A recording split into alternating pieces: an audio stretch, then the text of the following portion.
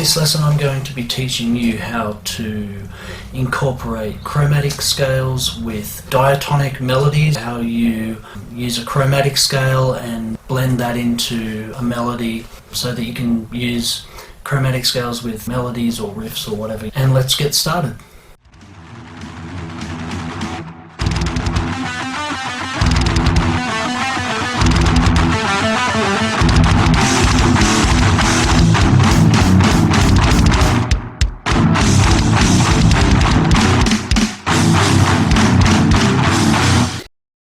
So we're going to start on E on our 4th string. So we're actually on our 14th fret of our 4th string. That's an E, and we're going to do those 4 frets,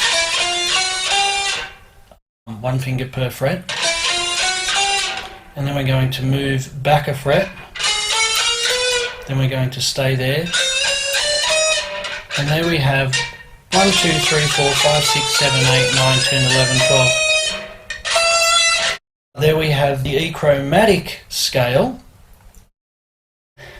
and what we can do here is we can blend in a diatonic type of melody, so a melody that's in a particular key.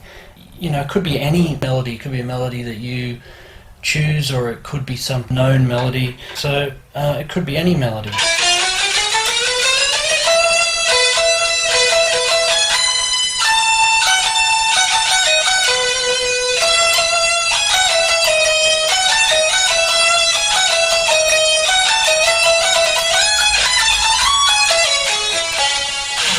Or whatever. The point is that you can kind of like a runoff into some other idea, some other style, into a different direction, and it starts with something new. So that's often a good way to use chromatic scales.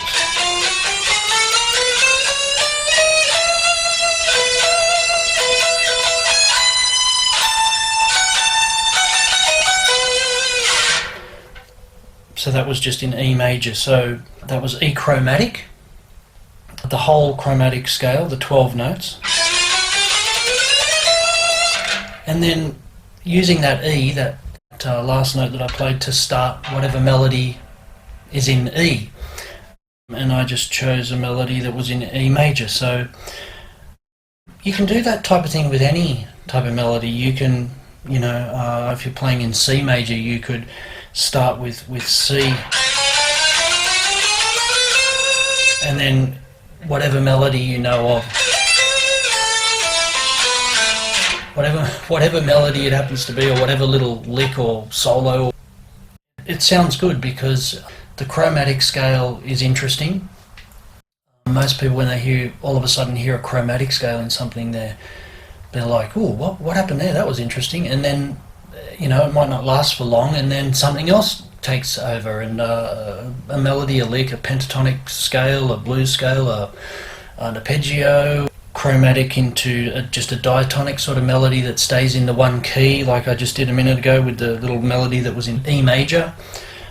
So there are lots of different ways you can incorporate the chromatic into other ideas or other styles, other types of scales. And it works really for anything. It works for doing that kind of idea and then using that chromatic scale as a runoff into an arpeggio, or a runoff into a scale, or into a riff. They work really nicely. So I hope you enjoyed that. Try that out with melodies that you know, or solos that you already play, and incorporate it into your own style. See you in the next lesson.